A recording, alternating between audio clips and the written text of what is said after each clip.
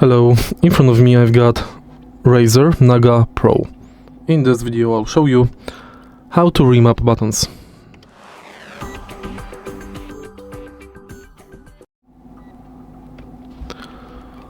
In the beginning, make sure to install side plate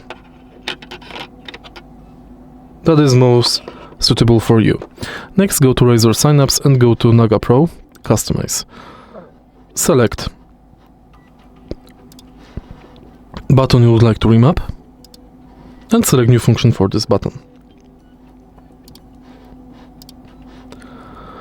If you want to select buttons and to remap side plate, select it and select button on the side plate.